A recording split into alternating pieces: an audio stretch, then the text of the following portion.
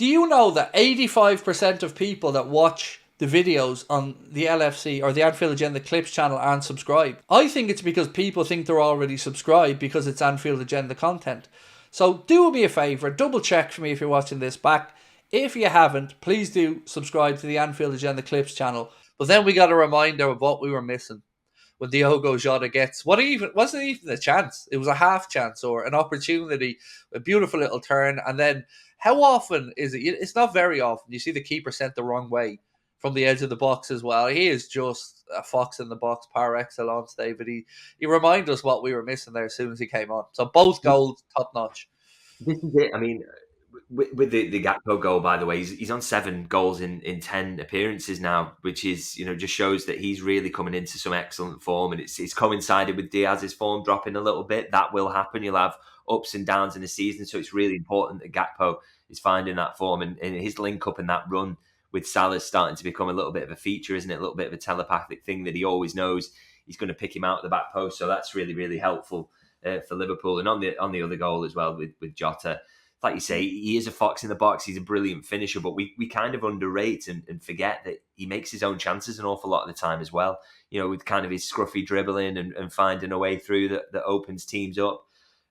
He's just without question Liverpool's starting number 9, isn't he? So it's absolutely massive to get him back at this stage of the season. And Liverpool are on a little bit of a wobble, aren't they? 2 back-to-back draws, if you can call that a wobble or a blip.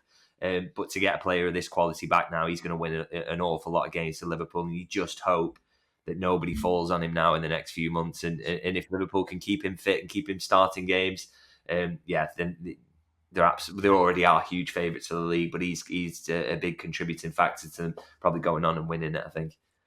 So this weekend, as you mentioned, we've seen people in and around us dropping points apart from Chelsea. They got themselves 3 points after a victory over Brentford.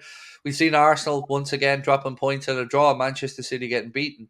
Do you still think that Chelsea won't last the pace over the course of a season?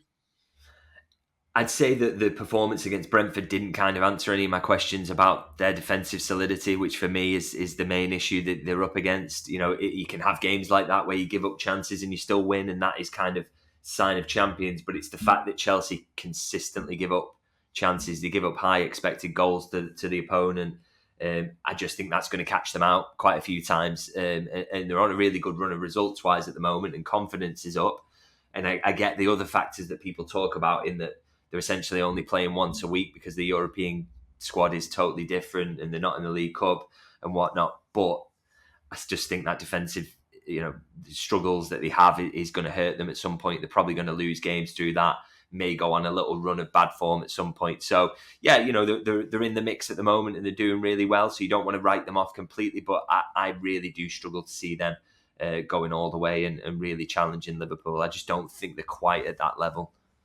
Well, Opta have us, I think, in around 82%, something like that, likely to win the league. But that's only the start, David, of the new groundbreaking stats that we're about to bring up and show everybody. So Arsenal fans have invented a new metric, ladies and gentlemen, that we find rather amusing. Let me just bring up on screen for you for a second. The deserve to win-o-meter, which is apparently something that Arsenal fans think needs to be brought to the world's attention to just make themselves feel better, David, I believe it is, after they drop points, because they can have as many points on their deserve to win meter as they want. Ultimately, if the scoreline shows a draw, it's going to be irrelevant. And this, to me, is just peak fan nonsense. If I'm being honest with you, mate, I just find the whole thing laughable.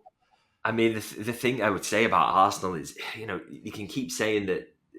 Keep seeing. I don't know why I see this so much on social media. I don't follow a lot of Arsenal fans, but I seem to see a lot of it.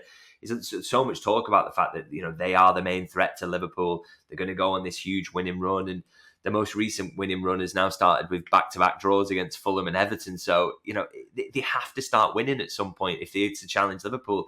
You start getting to the point where we're not saying you're running out of games yet, but obviously it's getting closer to the end of the season every time they drop points. And they've dropped points now in half of the games so far this season, and yet are talking about going on a 15-game winning run to win the Premier League. And don't get me wrong, I don't question their quality. We've seen over the last couple of seasons just how good they are, but they need to start winning games at some point and proving that before they start talking about the title, because there's that 6-point gap to Liverpool now.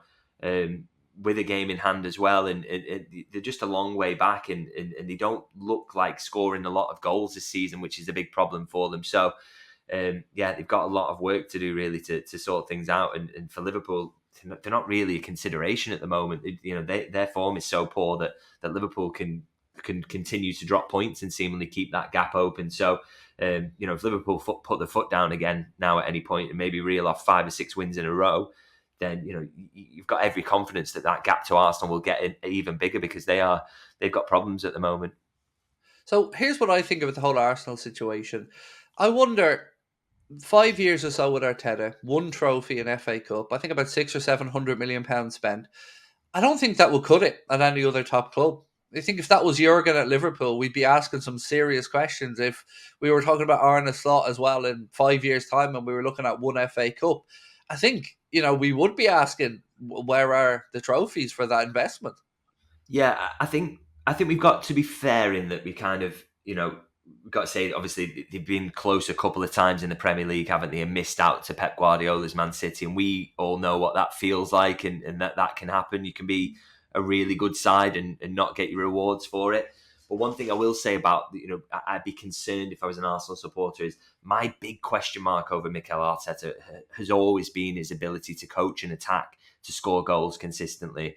And they kind of answered a lot of those questions in the 22-23 season, when they were absolutely brilliant going forward.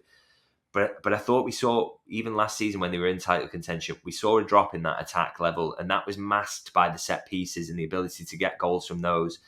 Now what's happening is the set pieces have disappeared as well now, and the actually sides are starting to come up with ways to defend those. And so you take out the set pieces, the attacking numbers just aren't there and aren't at the level they need to be. And that 22-23 season now looks like a bit of an anomaly. And so I do have questions over whether Arteta can consistently coach an attack that is Premier League title winning in ability. And I'm not seeing signs at the moment. So that, as you say, that's a worry for him, I think, in terms of what it means for his job going forward. And he has brought them from the doldrums. They were in a poor situation when he inherited them. They are much better. But you'd start to have a few question marks over whether he's kind of the man to take them over the line. And on the performances we've seen this season, they look like they're missing a huge opportunity with City being down as well. It's not looking great for him, as you say. This week for us looks like another big week in our season. Obviously, Southampton on Wednesday, you would expect a lot of rotation there. But the game now against Spurs next Sunday does take on, I guess, a big must-win headline, because we've come off 2 draws in the Premier League, a wobble if we want to call it that. But you don't know what Spurs to expect next Sunday, which is one kind of worrying aspect of it. But this could be potentially season-defining week, or getting towards it. If you're in a semi-final of a cup after Wednesday, and if you can get 3 points in London at the weekend, things are looking rosy.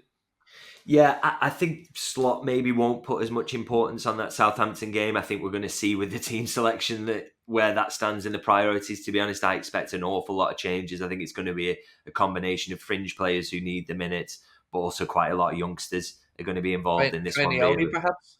Yeah, I think he might struggle, because the midfield, I actually think, will probably look something like Endo, McAllister, and maybe Harvey Elliott. So Neone may struggle to kind of come in from the start, but the likes of Norris at left back, maybe Nallo in central defence, I think they've got very, very good shouts for starts. So I don't think that's that high on the priority list. And maybe Liverpool, things can happen. Maybe they'll lose that game. I don't think Slot will be too concerned. But as you say, I think Tottenham is massive now, because there've been mitigating circumstances for Liverpool in this back-to-back draws. The injuries and having to start Quanta at right back at Newcastle. The fatigue that they had after Real Madrid, Man City, that being a busy period, and then obviously the red card against Fulham. But at some point, you can't keep focusing on the mitigating circumstances, and you have to go out there and put wins on the board. And Tottenham could be a really tough one, but it's also Liverpool are a better team than Tottenham, and so they'll want to go there and get a win, get back to winning ways, and start another winning run as well, just to kind of get themselves back on track. So I do agree that is a kind of feels like a massive game now, and one where you want to see Liverpool go there and get the 3 points.